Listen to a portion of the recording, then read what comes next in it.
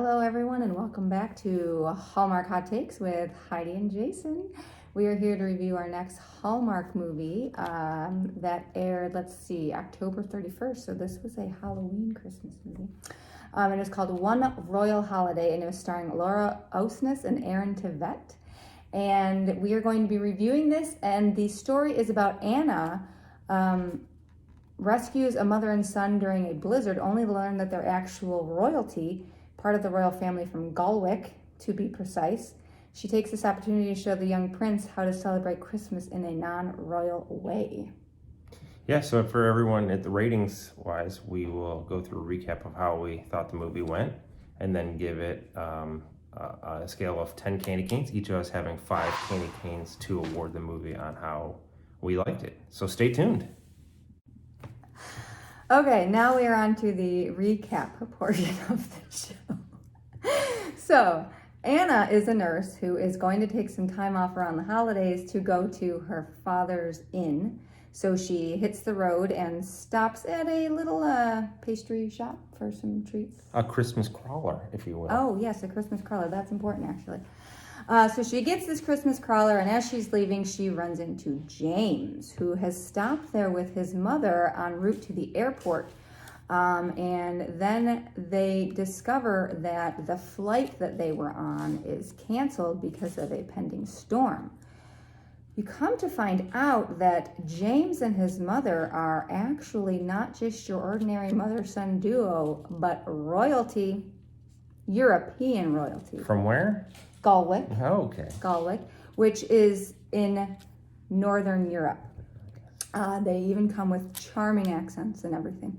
So they are stranded. Their whole security detail has gone ahead of them, so they need to find a place to stay. Well, as luck would have it, Anna's headed to the inn, so she says, I'll just take you to my dad's inn. It'll be great.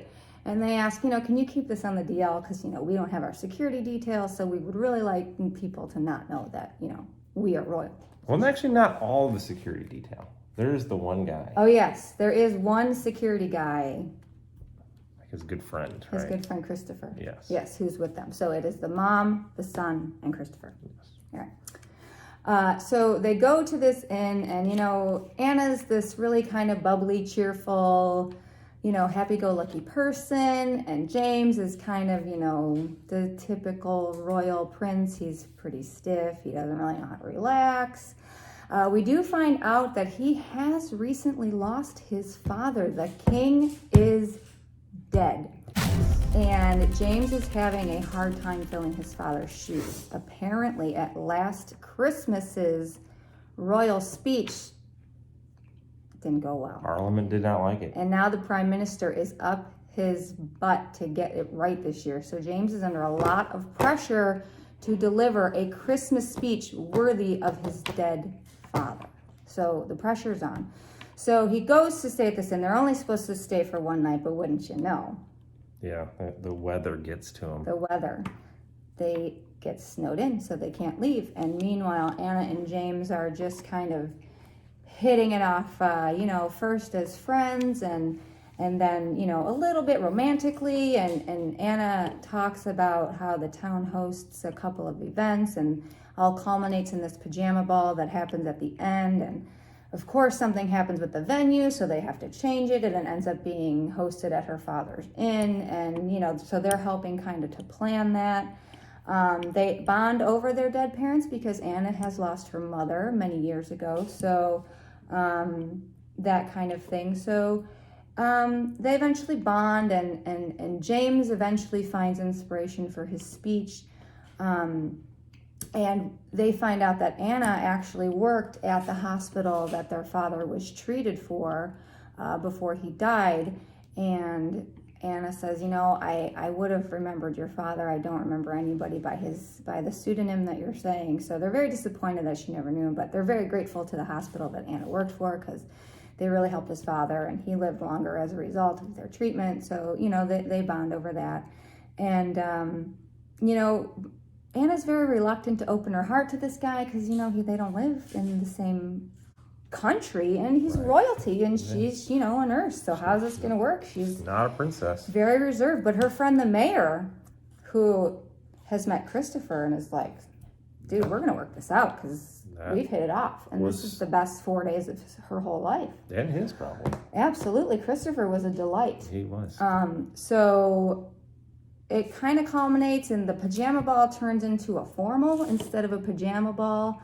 So everyone gets all fancied up and things like that. So the prince and the mom cannot stay for the formal ball because they have to go back to Galwick to give the speech.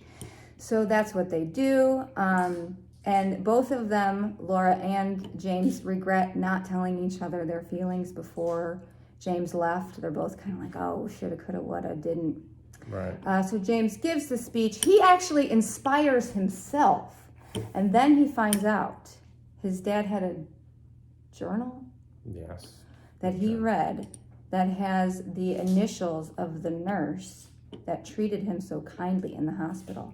And wouldn't you know, they are Anna's initials. And James was just 100% sure that Anna is the one who treated his father. Right. So gets on a plane, he heads back to America, and shows up at the last minute to accompany Anna to the ball. And he says, I know you treated my father. And she says, well, what was his name again? And she's like, oh my gosh. So it's actually kind of cute that, they bond over the fact that she knew his father. And she says, yeah, I know your father would be really proud of you. He talked about you all the time, blah, blah, blah. They, say that they can make this work. They kiss at the ball and they waltz. Mm-hmm. There's waltzing. Sort of, yeah. It wasn't a real waltz. It was. I'll wait there for the commentary. Yes. And then they kiss, and then the next scene is them opening presents, and that is One Royal Holiday by the Hallmark Channel. Yeah. So, yeah, now we're going to let's give get our into reviews. This. I can start. Oh, we're going to change it up. I like it. I mean, you went into the beautiful recap. So let's just start it off right here. I don't like royals. So any movie that is king and queen and princess, like it's are gonna struggle for me, review wise. Other notes I had: she was cute as a button. I thought she was cute as a button. He was stiff as a board. Well, he was kind of supposed to be. I know, but even when he started loosening up, I just had no emotional attachment to him whatsoever. I did like the triple romance that was going on. So you had Anna, and you had the mayor, and then you had the dad. Yeah.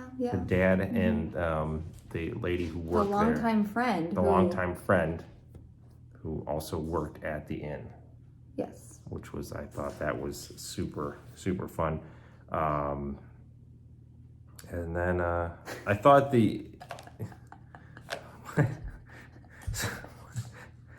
so other things that I thought were pretty rough in a sense of like when they're leaving, when she offers them a ride. So she's in this like Honda CRV, like going to the inn. She offers them a ride. So a king, or a queen, a prince, and this guard all get in the CRV, and Christopher all get in the CRV. So there's 4 people in CRV, and it has room for all of their luggage and everything. Well, what I thought it was Honda really should have done a spot. They should have paid for promotion. It's not that big. I was disappointed. There's no way that worked out. That was not great. So my rating. Are you ready for my rating? Oh, I'm a little nervous. My doesn't rating. Sound like it's gonna be good. I'm gonna leave one of the worst parts of the movie for your rating. So I'm gonna let that's a teaser, as we call it, teaser in the biz. I'll let you explain it after my review's over. So I'm going to give it 2 candy canes. Wow. 2 candy canes. Okay. So I do not mind royal movies. I think they're fine. I think they can be a little bit cheesy. But that's fine. That's Hallmark, so you're in for cheese, right? What I liked about it, I adored Christopher. He was probably one of my favorite characters in the whole story. And he actually seemed like he was doing his job as the security detail. Like they were like, oh, we have to go sweep the perimeter and, you can't go here until we check it out kind of thing. So I thought that gave a little element of, okay, he's not just like a goofy sidekick. And then the romance with the mayor, who I just felt was like a good addition because she was just such a contrast to Anna. She's like, I knew what I want. I know I like this guy, so I'm going to go for it and let the chips fall where they may. It may work out, it may not, but, you know.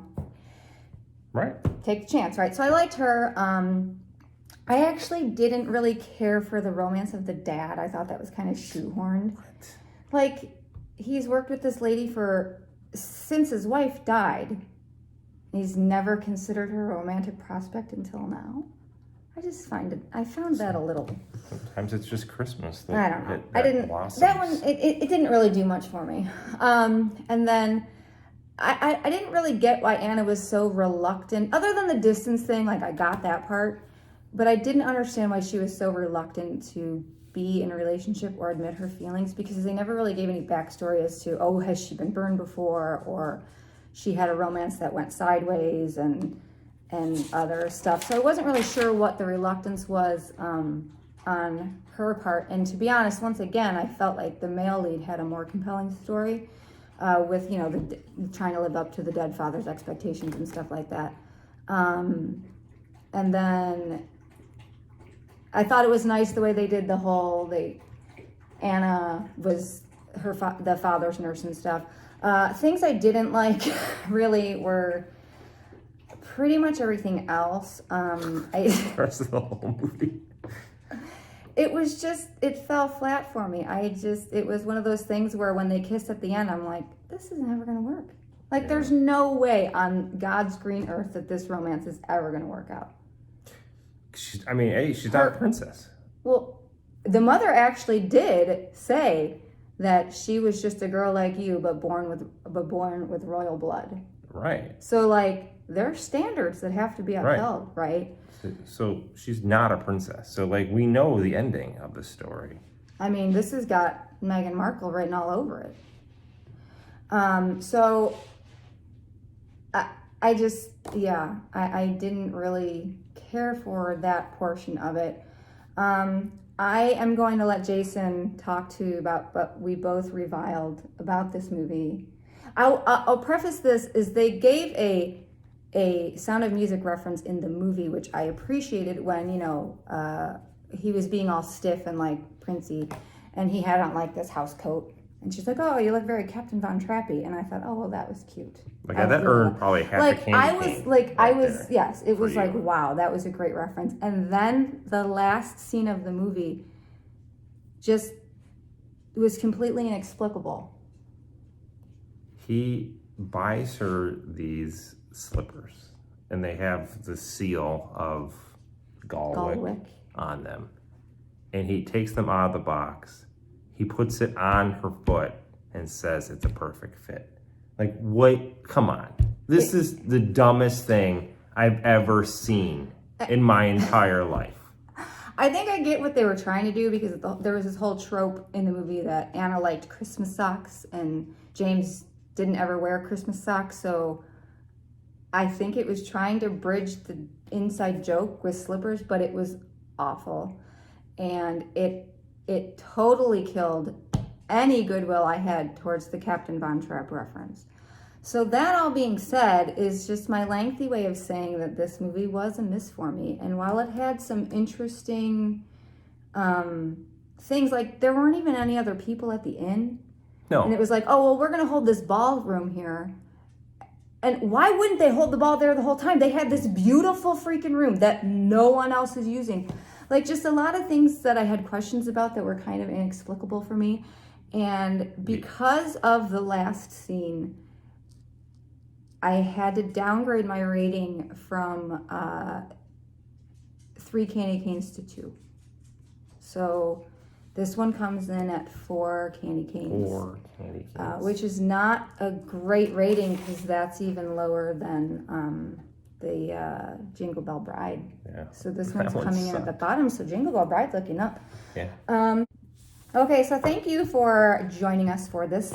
So we just wanted to let you know that we're going to be doing our next review of the next Hallmark Countdown to Christmas movie, which is on the 12th date of Christmas, starring Mallory Jansen and Tyler Hines, which I'm pretty excited about, because things I've seen Tyler in previously, minus anything he was in with Kelly Pickler, have been pretty good. So stay tuned, and we'll see you next time.